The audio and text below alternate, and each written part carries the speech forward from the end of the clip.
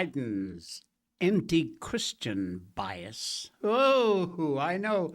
He's been gone for a while now, but oh man, there's just some news coming out you got to hear.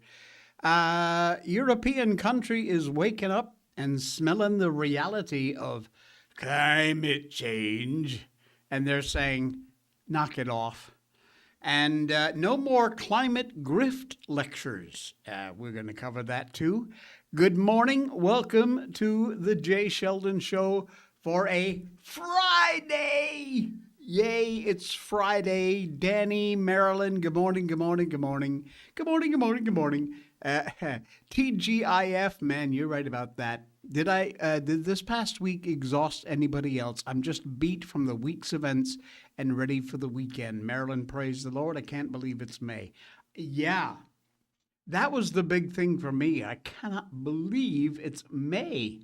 1st of May today. And here in this country, and in a lot of European and Asian countries, this is what we call our Labor Day, a day to honor regular workers, salaried men and women. And it's like in America, what we have is Labor Day, of course, in September. But this May 1st is celebrated. It's a public holiday. Everybody has the day off from work. So, yeah, it's a big deal. Marilyn, prepping for baby's Sweet 16 on May 12th. Wow, how about that? Good news. Sweet 16, you're 16. You're beautiful and you're mine. What was that song? I used to love that song. Dun, dun, dun, dun, dun. I can't remember the rest of it. It's been a while. All right. Look, before we get going on all of our regular scheduled stuff we're going to talk about, I got to show you something. And it is the dumbest thing on earth. This knucklehead moron, probably lefty Democrat, Brendan Carrot, makes this post on X in which he takes a still shot from the White House Correspondents' Dinner shooting and posts it. And he says, is this supposed to make them seem more important? Now, again, this is a still shot from the video. You see the gunman with his rifle or shotgun, whatever that is, in his hand. You see the guy who is dismantling the second magnetometer. And if you just look at this picture, it looks like everybody's just standing around while he casually walks through the magnetometer. And he posts this. Is this supposed to make them seem more competent? If you look at that picture, you don't know the full story. You don't know how fast this guy was going, which I will show you in a moment. You just think he's just casually out for a stroll. When you actually see the moment this guy took off, you'll realize what was going on and exactly the speed at which they had to react. Take a look.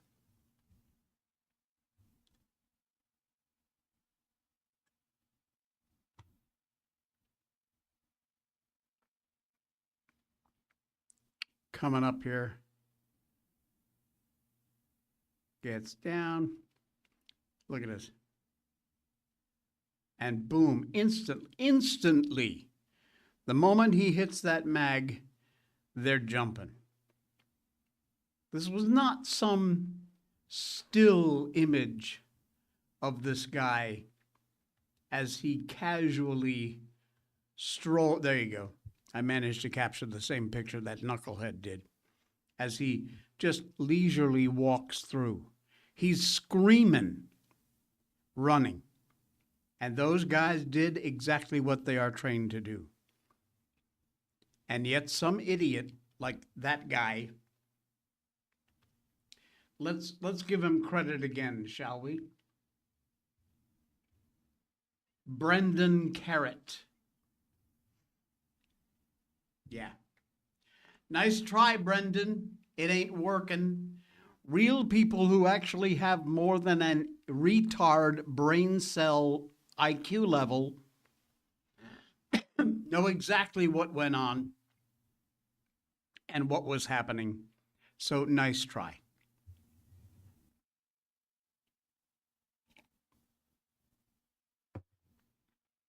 Yeah, you're right, Marilyn. I saw that the dog you see in the very beginning of that clip, the dog reacting to that door. The dog seemed to know something was there.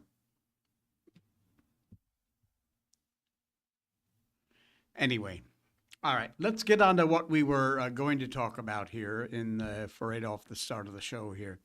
Admins, the Trump, the Biden, blah, blah, blah, blah. I sound like him. Biden admins anti-Christian bias is a real thing. And the Trump task force has released a report which details the shocking extent of exactly that. Yeah, it's true. The Biden admins discriminated against Christians, and they did so systematically, and they did it without a single drop of remorse. They just plainly didn't give a crap.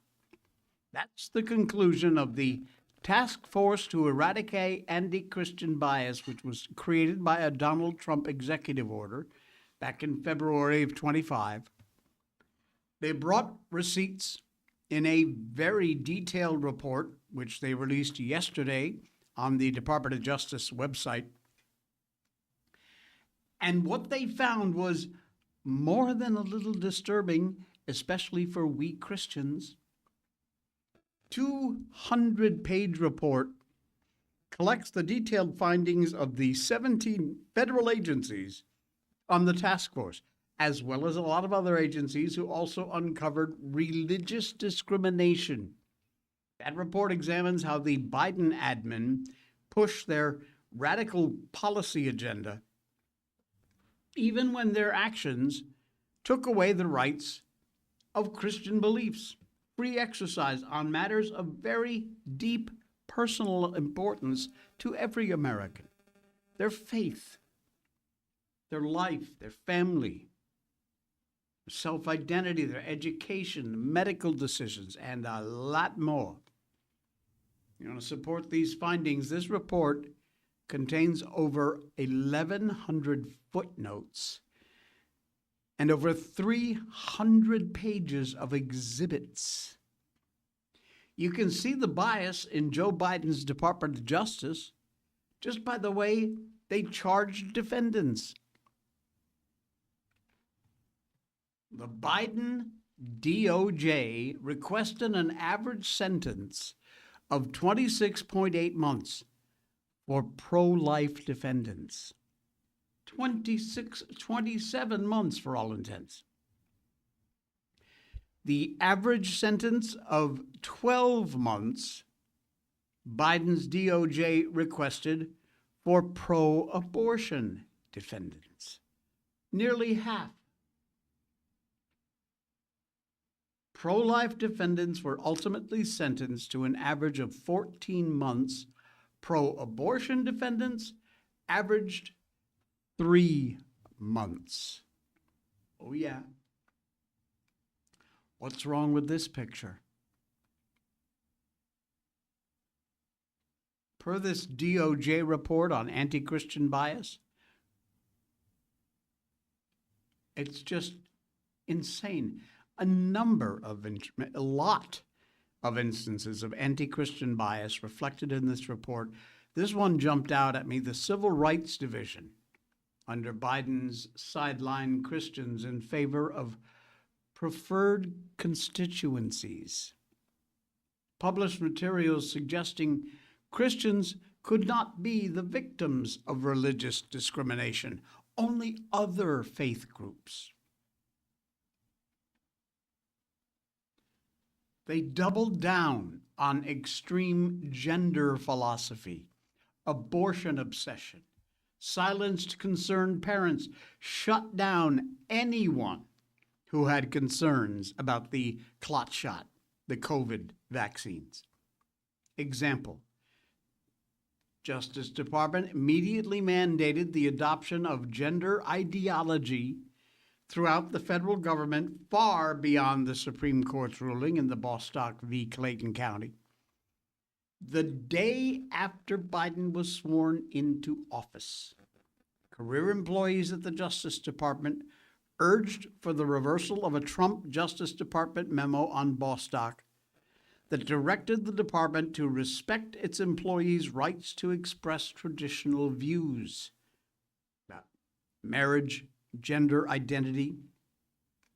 Career employees called the memo an affront to the dignity of our transgender employees, called for the memo to be rescinded under the Biden executive order on gender ideology.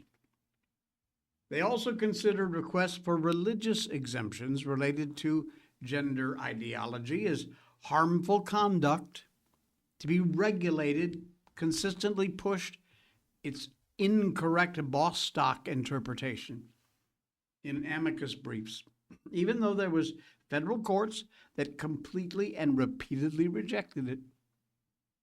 And the Biden Justice Department advised White House senior leadership in a phone call that federal employees' religious objections to the COVID clot shots were insincere or just not religious. We don't believe them.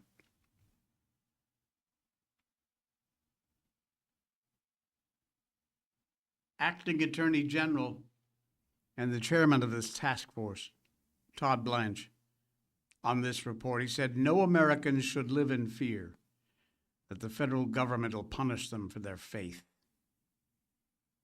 As our report lays out, the Biden administration's actions devastated the lives of many Christian Americans. And that devastation ended with President Trump.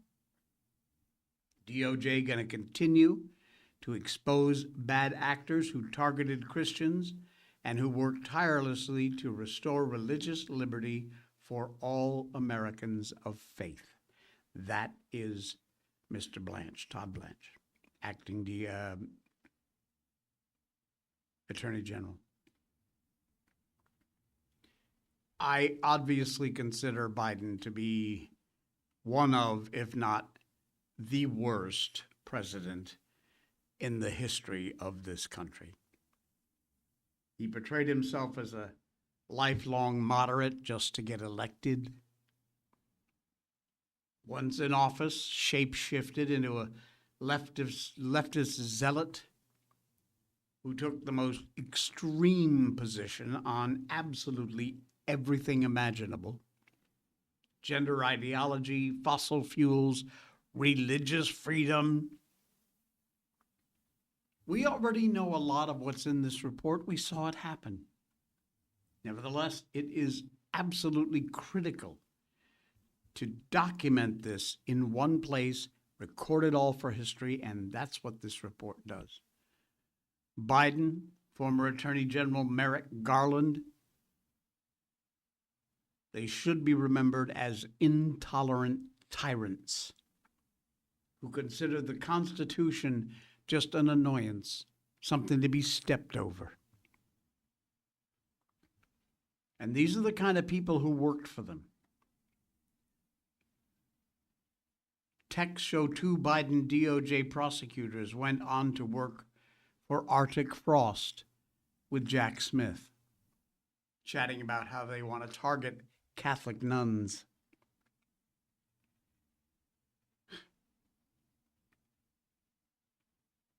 There was a real threat to democracy, but it wasn't Donald Trump's threat.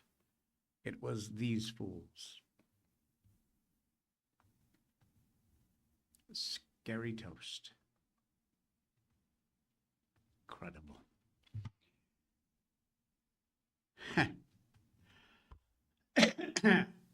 Some rather funny remarks from Mr. Trump. He does that now and then. His hilarious remark about a bulletproof vest took reporters by surprise during a press con in the Oval Office yesterday. The media asked about the White House Correspondents' Dinner shooting Saturday, and they asked Trump if he was nervous about it happening again. Another assassination attempt. There have already been many. The question of how nervous are you about it happening again? And listen to the answer. How nervous are you about it happening again? Another assassination attempt? I don't think about it. You don't think about it at all? If I did, I wouldn't be doing a very good job here. I'd be thinking about nothing but that. I don't think about it. I don't think about it. If I did, I wouldn't be effective. Boom. Bada boom, bada bing, bada boom. Now, it's a pretty astonishing answer at this point. After Saturday, apparently he's got a very zen approach to things, which I guess what else are you going to do? Remarkably calm on Saturday, even giving a briefing right after it happened. You saw that. More concerned about checking on, reassuring everybody else's safety. Asked by a reporter, there were talks about him wearing a bulletproof vest.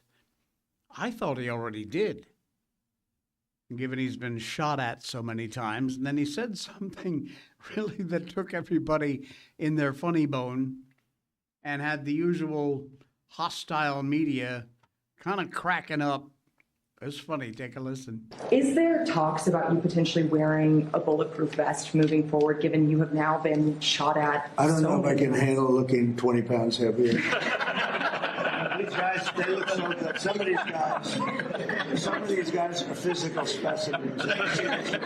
Some of these guys are trouble. Get him away from me. I don't want to be near him. I don't know if I could handle looking 20 pounds heavier. This man is one of a kind, folks. He really is. How can the media not be disarmed by that kind of a reply? We're never going to have a contest on this subject, but President Donald Trump may just be the funniest person, in addition to a lot of other things, ever to occupy the White House. That's for damn sure. One of the reasons he resonates with you and I, with people, with common, ordinary folks. He's just naturally relatable. He's just open about things. And that might be why the Democrats don't get it, because they largely don't have a sense of humor. He did note the advantages of a vest, of course, notably that it saved the life of the Secret Service who got hit on Saturday. Trump said, well, the agent was going to be okay. It was like he was hit by Mike Tyson. It's very Trump. That's the fight, fight, fight in him. He said he stood up in Butler after the first assassination attempt, and he doesn't want to concede anything to the crazies. But security's got to do all they can. They've got to cut off these possibilities in the future. Hopefully I'm sure he is as protected as anyone could possibly be on the planet. But comments about the bulletproof vest were funny.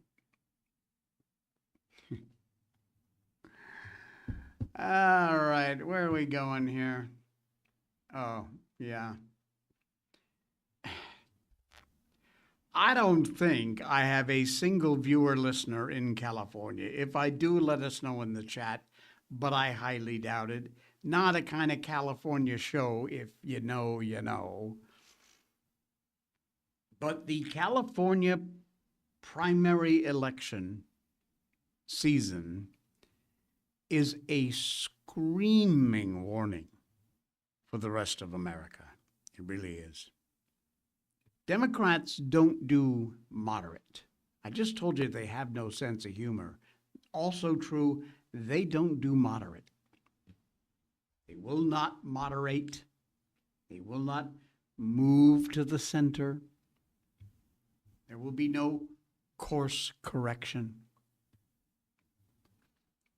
Like a woolly mammoth warning his friends in the tar pit that they should avoid tar pits, former Massachusetts congressional parasite Barney Frank said this week his final act as he enters hospice care is going to be to release a book warning Democrats that they've gone too far left. Now imagine how obvious that fact has become if Barney Frank is able to perceive it. Oh yeah, there are at least a few noises being made elsewhere on the left as the occasional Democrat warns the Democrats they need to be a little less crazy, a little more effective at governing, which they're not. But please do not mistake these outliers for the Democrat mainstream, which it ain't. It's not moderating at all. They've set a course for the sun, and apparently they absolutely mean to get there. Two recent examples, great warning for the rest of us, that Democrats have no doubts about the aggressiveness of their very hard turn to the left. First and most obvious, the latest in a series of California gubernatorial debates. Oh, get this. Democrat candidates were fighting to see who could give away more monopoly money. The nightmarish candidate, that freak of nature, Katie Mashed Potatoes Porter. Remember, we just talked about her yesterday. She promised free child care and free college, while the hilariously cynical anti-rich people multi-billionaire Tom Steyer promised state-run single-payer health care. California, folks, is facing a $35 billion deficit in the upcoming fiscal year. $35 billion. So the plan is give away more cash? Oh, there's a smart one. Unusually for California, 2 Republicans are among the leaders in the polls, have a very serious chance of becoming governor, strangely enough. But the competition is not forcing Democrats to come back down to earth. Oh no, their wackadoodle moron spewing of give this away, give that away, free this, free that. They just keep going. Promise an endless buffet of free stuff. California Democrats aggressively argued for an endless expansion of the people who get the free stuff. Steyer wants to arrest ICE agents. California Democrats uniformly call for a zero deportation regime that opens up America basically to anybody who feels like coming. Yeah, come on in, no problem. It's obvious you can't have free immigration and a welfare state, Milton Friedman once said, presumably while he was actually wearing the Captain Obvious costume. But that is exactly, apparently, where California wants to go. Infinite welfare benefits for an infinite number of recipients. Where's that money going to come from? Oh, can't tax them anymore. They're already taxed out. For these fools who want to be California's governor, they're just amateur communists, next to the fools who aspire to replace Nancy Pelosi. House of Representatives, if you got a couple of hours to clearly understand the very black as black can be dark future of the Democratic Party, this is it. In the form of April 29th's debate, yesterday's debate between 2 days ago, between the leading candidates for California's 11th congressional district in San Francisco. It's online. I kind of recommend you watch it, and I kind of don't, because you will lose a couple of brain cells doing that. They all want single payer, they want unlimited immigration, and by any means, no ICE, no threat of deportation. They want more and more and more government-founded, gender-affirming care. reproductive care, two euphemisms you already understand. All of these things connect. Your taxes got to cover more bottom surgeries so dudes can get fake vaginas. In an unbelievable series of arguments, California 11 candidate Saikat Chakrabarti, AOC's former chief of staff, former Silicon Valley tech bro, who's got a net worth that they say might be approaching $200 million. He called over and over again for the nationalization of the economy under the firm guiding hand of the federal government. Half a dozen easy examples, and he thinks you should buy food at public groceries on your way home from seeing your government doctor after a day of working at your government job, developing new technology at the National Institute, which would replace the tech corporations.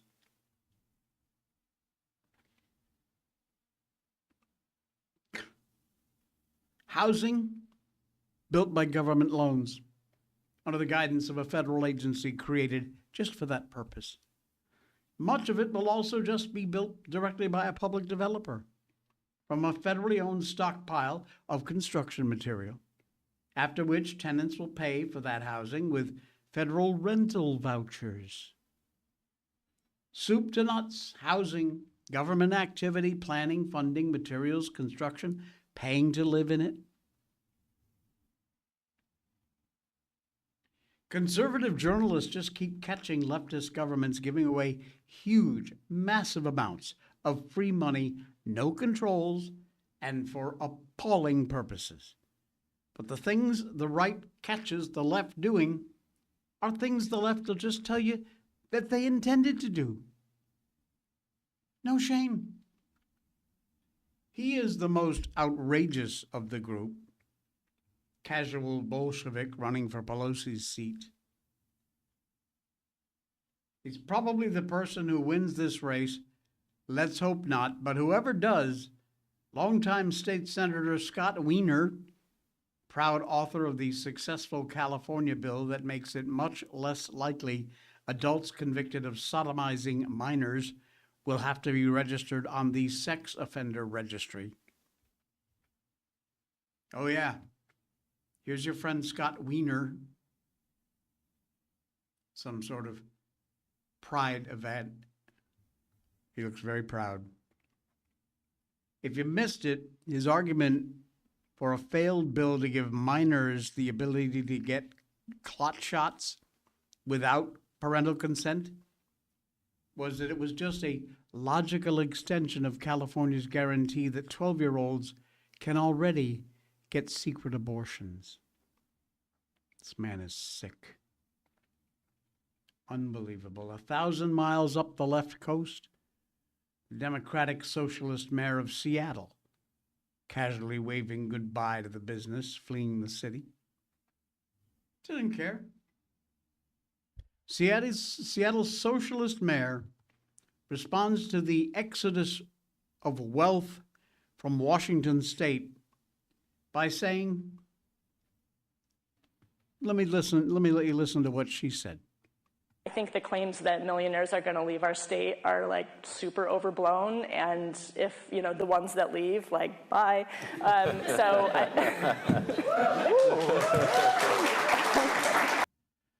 Yeah, where's that money going to get replaced from? And look at this woman. I mean, honestly, absolute freak. She looks like she's like 12? Why can't we go back? Not gonna play? All right, never mind. You saw her. Unbelievable. So basically, to all the businesses, the billions of dollars that are leaving the state, she says, bye. They're not moderate. They don't do moderate. That's not what they do. Democrats will not move to the center. There'll be no course correction. The only way to moderate their course is to defeat them at the polls. They're telling you as plainly as they can. They're just out and out telling you. They tell you who you are. And when they tell you who they are, you better believe them. Insane. Absolutely insane. A European country has woken up and smelled the coffee.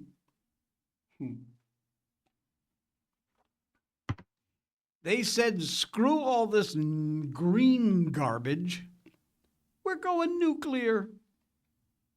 A lot of European countries are these days in an absolute pickle, but it's a pickle of their own making.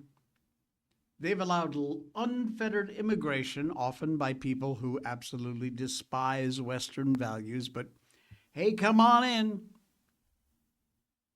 They've gone green on all the green energy, despite the fact that it really is not ready for prime time. We've shown you example after example of that.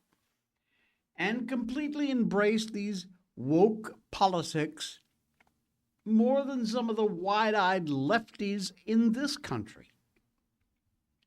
But the small little northwestern European country of Belgium, which has a population of almost 12 million, waking up to the rather unfortunate fact that what's going on ain't doing them any favors.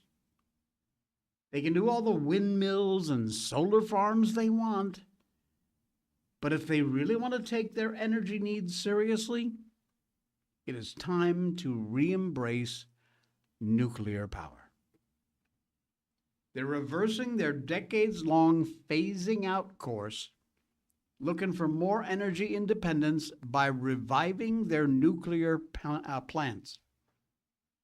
Belgian government signed yesterday a letter of intent to acquire NG, entire nuclear operations in the country. That's Electrable, the company. And this kind of a move would absolutely reverse the phase out of nuclear energy legislation adopted in the early 2000s. Belgian Prime Minister Bart de Wever said the country is aimed to reduce its reliance on fossil fuels and gain greater autonomy in managing its own energy supplies. Posted on X said it's time the country takes control of the future. Now, unless you're fluent in Dutch, looking at that post isn't going to do you much good. It's completely gibberish in Danish. But the Google translation says, an agreement's been reached with NG to define the conditions and initiate the necessary studies for a full takeover of the Belgian nuclear park. In the meantime, all decommissioning activities are being halted with immediate effect. That means right now, today. Government chose safe, affordable, and sustainable energy with less dependence on fossil imports and more control over our own supply. That is the Danish Prime Minister. In other words, it will appear they're turning their backs on all this radical energy policy bullcrap. It's harmed much of Europe in a lot of ways, and basically forging their own rather practical way forward. Actually, not that complicated. Belgium needs to turn back the clock on their suicidal woke energy policies, and finally they are admitting it, and they are doing something about it. A lot of pundits arguing Europe's soon to be no more woke, self-defeating policies that consume everything that made the continent's country great, shaped Western history. The only hope is that some of them are going to wake up, smell the smoke and the fire that is absolutely burning them to hell and beyond. The Belgium move, brilliant start, but it's just a start. They've got to keep going. It's a nightmare.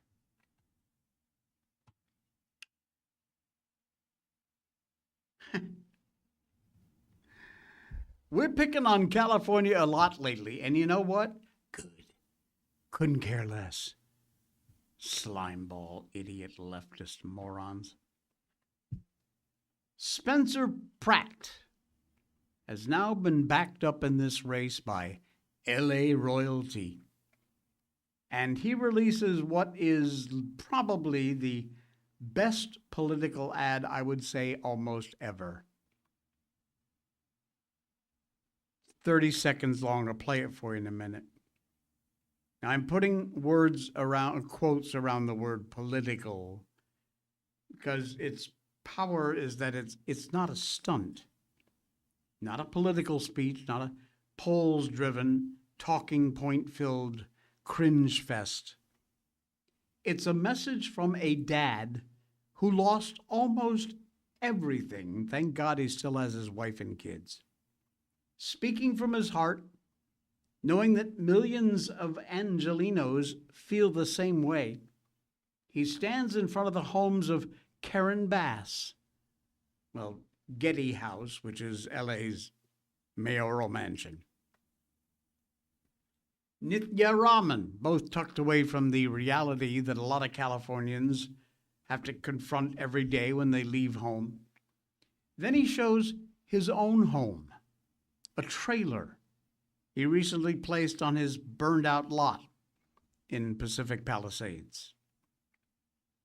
He narrates the video, and you gotta see it. It is absolutely a classic slap in the face, as it should be. This is where Mayor Bass lives. You notice something? Or here, where Nithya Raman's $3 million mansion sits. They don't have to live in the mess they've created where you live. This is where I live. They let my home burn down. I know what the consequences of failed leadership are. That's why I'm running for mayor. For my sons and the rest of us Angelenos that want to stop these corrupt politicians from destroying our city. We are going to get the golden age of Los Angeles back. Wow. That's a powerful ad. Insane. Good stuff. You can hear the emotion in this guy's voice when he says, "They let my home burn down." I know what the consequences of failed leadership are. That's why I'm running for mayor, for my sons and the rest of us Angelenos that want to stop these corrupt politicians from destroying our city. You listen to that, you can hear the emo in his voice. Now, of course, both Bass, Raman, have attacked Pratt, washed up reality star. Ironic, because Raman's husband is a television producer known for 30 Rock. Raman's only career before being elected to city council was an organizer, despite having degrees from Harvard and MIT. The Times in LA published a Just Asking Question hit piece on Pratt last month, saying the fact that he and his wife and children have been staying at his parents' beach house in Santa Barbara County since the fires raises questions about his eligibility to run for office, without naming anybody who'd actually asked the question. Pratt's kept his Pacific Palisades address as his residence on the voter file for the entire time, which disaster victims are allowed to do. So it's basically a non-issue.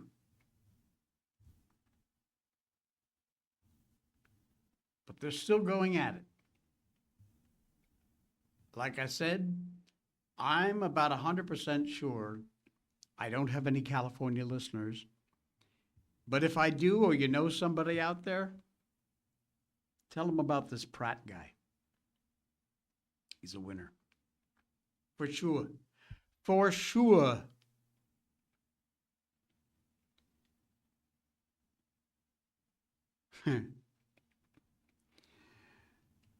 Zeldin, who we featured yesterday, going after that freaky purple-haired Connecticut goofball congressperson. Well, he took a little time out to school the Dems and said, no more climate grift lectures. EPA Administrator Lee Zeldin, whom we love on this show, offered testimony before members of Congress recently and proved that many of those elected officials were in some way in way over their heads trying to trip up the EPA chief on climate change. Zeldin's replies, well, we've reported on some of the great lines. We did that yesterday.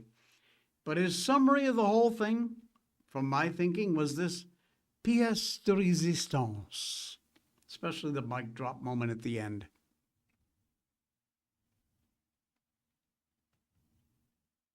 It's a little long, but it's well worth your time. Give a listen. And predictions are made in the past. Science will have a range of the pessimistic to the optimistic.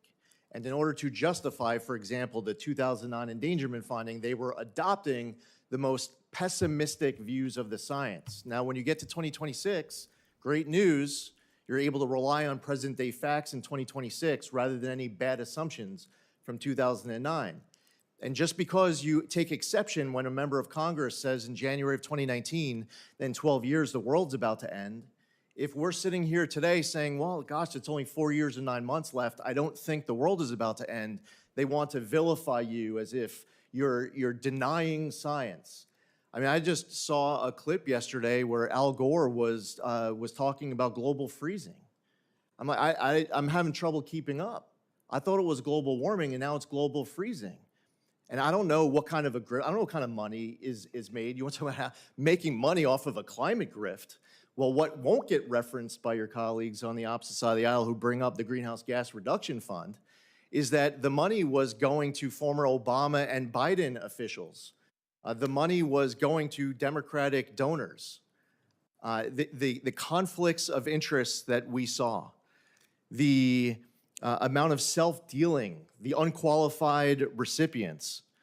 Climate United Fund CEO was a special assistant in OMB during the Obama-Biden administration. They received $6.9 billion. If you could go down the list with that entity, you could go through the Coalition for Green Capital about a Biden-Harris climate advisor serving on the board, joining the board in 23 while the organization was applying for GGRF. Power Forward Community CEO of Fannie Mae during the Obama-Biden administration. By the way, if we had 10 more minutes, I could just go through conflicts of interest. They're not offended by that. So we just want to stick to the truth. We want to stick to the science. And if you don't agree with them, you don't follow their logic, well, they'll want to vilify you. But hey, as long as we stay true to these facts, it's good to go. And I'm not going to take morality lessons from people who join all white country clubs. Ouch! Ouch! I'm not going to take morality lessons from people who join all white country clubs. Mike dropped that last comment, a direct shot, of course, at Senator, God forbid his name, Sheldon Whitehouse from Rhode Island. Oh, my God. No, my surname is Sheldon, not my first name. He famously belonged to a racially segregated country club, and who is another person that we should absolutely not take seriously. I mean seriously, don't take him seriously. Unfreaking believable. Gotta love me some Lee Zeldin. He calls a spade a spade. All right. We got one more to go. And this one is very likely going to get me a copyright strike. And I very likely don't care, It'll be okay on Rumble, but as you know, we are also live on YouTube. YouTube is like a little communist regime that sits up there with their algorithms and their little board of whoever the hell reviews videos and has a very anti-conservative, over-the-top sensitive group of morons who are censoring basically what we do and say. I don't give a crap because I know my show will always be live and uncensored on Rumble, which is great. Denny said, well, darn, I had the Ant-Man here. I missed everything. I'll rewatch, but left it on for views. Not sure how that works. Thank you for that. Appreciate it. And all right, here we go. You ready? Just because I think this is absolutely creative and amazing, let us wind up this week's show with a performance of the Chicken Orchestra, shall we? I'm not kidding. It's Squeezable Chickens.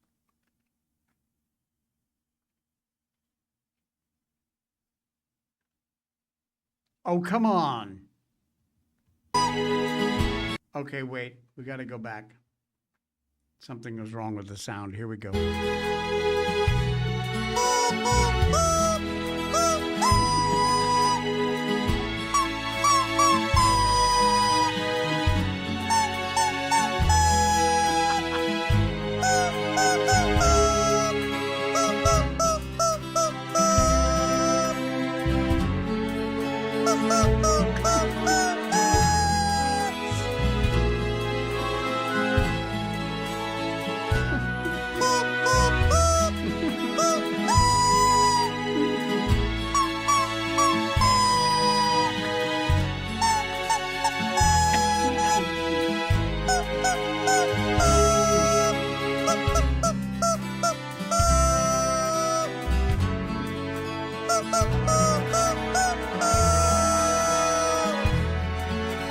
And it goes on and on. I wish I could just sit here and play the whole thing. I can't. I'm already in trouble on YouTube. I just know it. I don't give a crap. And what makes it even funnier is that this guy who posts this, he's called Lord Vinhetero. Vinhetero, if you want to go follow him. I think he's on Instagram and Facebook. Says, from Danny J, you just made Ruger go nuts with that. He loves squeaky toys. His ears were up, head tilted, trying to figure it out. All right, Ruger, this one's for you. There you go, Ruger. The rainbow, so beautiful and light. I forget all the words. Saying, how do you do? They're really saying, I love you.